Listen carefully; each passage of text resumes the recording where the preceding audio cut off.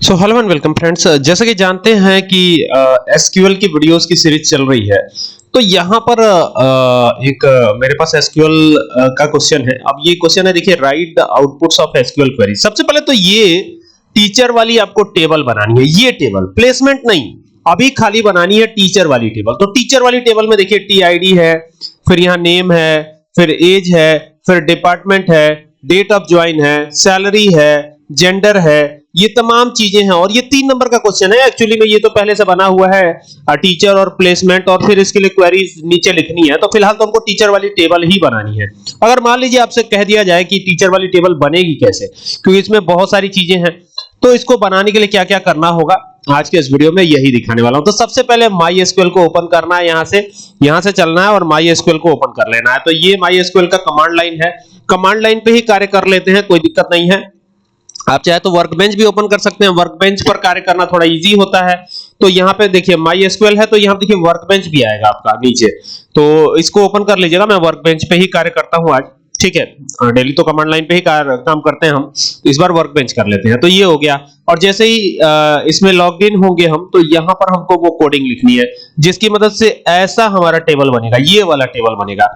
अब ये टेबल कैसे बनेगा, तो सबसे पहले देखिए टेबल का नाम क्या दिया गया है। टेबल का नाम दिया गया है ना, टीचर टेबल। ये सीरीज जो है 3-4 वीडियोस की है, यानी इसमें 3 से 4 वीडियोस आएंगी। और अगर आपने तीनों चारों वीडियोस देखी तो ये पूरी की पूरी क्वेरी क्लियर 100% गारंटी के साथ, ठीक है।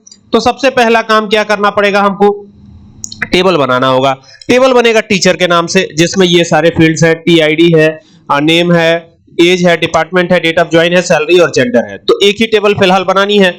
तो यहां पर क्या लिखेंगे, यहां पर सबसे पहले हम शो डेटाबेसेस चलाएंगे, शो डेटाबेसेस, ठीक है। क्योंकि ये दिया नहीं गया है कि किस डेटाबेस के अंतर्गत बनाना है, तो हमारे पास अगर कोई डेटाबेस पहले से मौजूद होगा तो जो है उसी डेटाबेस को यूज कर लेंगे। तो देखिए इसमें बहुत सारे डेटाबेस हमारे पास पहले से मौजूद हैं, तो किसी एक डेटाबेस का इस्तेमाल कर लेते हैं हम यहाँ पे, ठीक है। किसी एक डेटाबेस का इस्तेमाल करेंगे और उसी को यूज कर लेंगे, ठीक है ना। तो यहाँ पर कौन सा डेटाबेस इस्तेमाल करते हैं, सॉफ्टडी, ये वाला डेटाबेस इस्तेमाल करते हैं। तो इसको इस्तेमाल करने के लिए आप यूज नाम का एक कीवर्ड लिखते हैं और यहाँ पे सॉफ्टडी दे दिया, क्योंकि डेटाबेस का नाम तो यही है। तो इसको जैसे ही चलाएंगे ना, तो ये क्वेरी अगर सक्सेसफुली रन हुई तो ये इस तरीके से आ जाएगा। देखिए ये जो है ग्रीन कलर का सिंबल यहाँ बन जाता है, और इसका मतलब है कि ये क्वेरी सक्सेसफुली रन हो गई। अब हमको सॉफ्टडी के अंदर में वो टेबल बनानी है जिसका नाम है टीचर। कैसे बनेगी टेबल, देखिए यहां लिखेंगे क्रिएट टेबल। क्या लिखेंगे, क्रिएट टेबल। और ये हो गया टेबल। और टेबल लिख करके यहाँ पे चूंकि टीचर नाम से टेबल बनेगी, TEACHER, टीचर यही था ना, एक बार चेक करते हैं क्या था। हाँ बिल्कुल, टीचर नाम से ही टेबल बनानी है। तो ये टीचर है, और यहां पर क्या करना है, ब्रैकेट को ओपन कर लेना है। अब आप देखेंगे कि इसमें टीआईडी एक दिया गया है। तो टीआईडी जो है, जब आप टीआईडी की डिटेल को देखते हैं, जैसे यहां पर आते हैं हम, तो देखिए इसमें सारी टीआईडी जो है कोई रिपीटेड नहीं है, मतलब 1 2 3 4 5 6 7 8 तक है, और रिपीट नहीं हुआ है कोई भी नंबर। इट मींस कि ये प्राइमरी की होगा, प्राइमरी की यानी कि यूनिक की होगा, यानी कि इसमें वैल्यूज रिपीट नहीं होंगी। तो इसके लिए हम इसे बना देंगे टीआईडी। अच्छा, टीआईडी कौन सा डेटा टाइप है, कौन सा डेटा टाइप है ये भी तो देना पड़ेगा। तो यहाँ पे ये प्राइमरी की लिखने से पहले आप डेटा टाइप मेंशन कर दीजिएगा। जैसे इसका डेटा टाइप मैं दे देता हूं इंटीजर, INT, ठीक है। तो ये दे दिया हमने इंटीजर, यहाँ पे इंटीजर डेटा टाइप हो गया, और देन यहाँ पे प्राइमरी की कर दिया। और अब सिंपली कॉमा दे दीजिए। कॉमा दे करके यहाँ पे नेम है, सेकंड जो है वो नेम ही है, एक बार चेक करते हैं क्या है। तो यहां से देखिए ये नेम है, और फिर एज है, फिर डिपार्टमेंट है, ऐसे करके है। तो फिर यहाँ पे नेम कर दिया, और नेम कौन सा डेटा टाइप रख लेते हैं, varchar रख लेते हैं। varchar मेमोरी को फ्री कर देता है, अगर खाली बच जाता है मेमोरी तो उसको फ्री कर देता है। साइज इसकी 20 रख लेते हैं, कॉमा दे देंगे। कॉमा दे देने के बाद क्या करना है, जैसे ही साइज 20 रखेंगे तो अब एज की बात आएगी। तो एज को हम रख लेते हैं फ्लोट डेटा टाइप। क्या रखेंगे, फ्लोट, क्योंकि पॉइंट में भी एज आ सकती है, तो फ्लोट रख सकते हैं। आप चाहे तो इंटीजर भी रख सकते हैं, नो प्रॉब्लम, लेकिन फिलहाल हमने यहाँ पे फ्लोट ही रखे हुए हैं, ठीक है। इसके बाद क्या करना है, इसके बाद डिपार्टमेंट देना है, डिपार्टमेंट। तो यहां से डिपार्टमेंट दीजिए, डिपार्टमेंट, ये हो गया डिपार्टमेंट।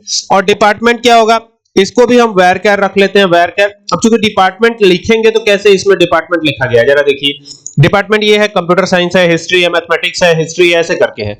तो इसके लिए क्या करेंगे, इसके लिए हम यहाँ पे varchar दे देते हैं, varchar, CHAR, और इसकी साइज रख देते हैं 20। कॉमा लगा देते हैं।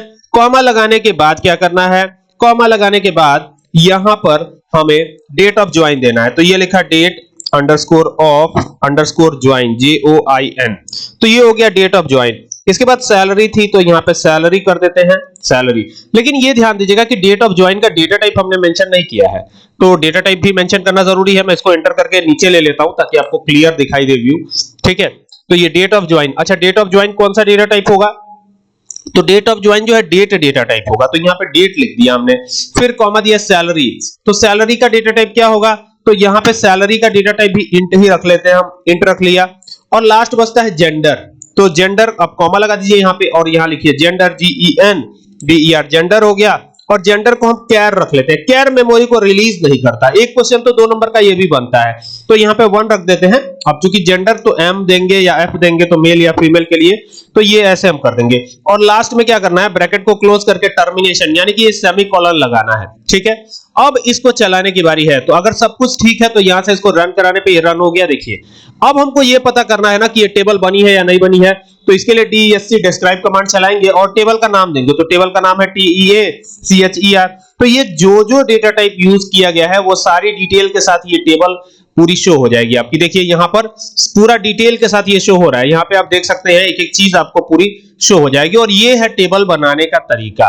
ठीक है, इस तरीके से टेबल बन जाएगी। इसकी दूसरी वीडियो शाम को रिलीज होगी जिसमें मैं ये बताऊंगा आपको कि और भी कार्य कैसे करने हैं। कोशिश करूंगा कि दूसरी वीडियो में कंप्लीट हो जाए। ठीक है, और ये क्वेश्चन बोर्ड में आया हुआ है और हो सकता है कि इंटरव्यूज वगैरह में भी पूछता है बहुत बार प्राइमरी की के बारे में और तमाम चीजों के बारे में, तो इससे काफी काम आप कई बार तो खाली कीज में ही लपेट लेता है वो क्वेश्चन पूछ करके। ठीक है, कभी कभी तो बोर्ड एग्जाम में जो एक्सटर्नल एग्जामिनर आते हैं वो कीज से ही क्वेश्चन पूछते हैं कि प्राइमरी की क्या है, फॉरेन की क्या है, कैंडिडेट की क्या है।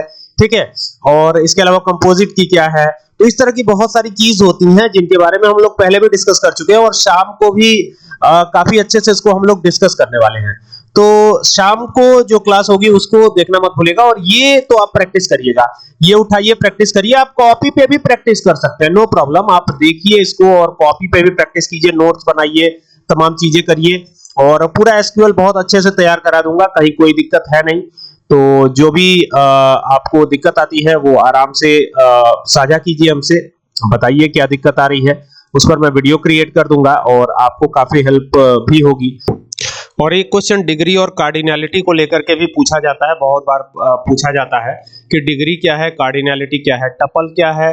ठीक है, तो ये सब चीजें भी काफी हद तक मैं क्लियर करूंगा आपको। और वीडियोस तो बहुत सारी हैं हमारे चैनल पर, 4000 से ज्यादा वीडियोस बना चुका हूं, तो आप डिमांड कीजिए, जो भी वीडियो होगी वो मैं बनाता जाऊंगा, आपको देता जाऊंगा।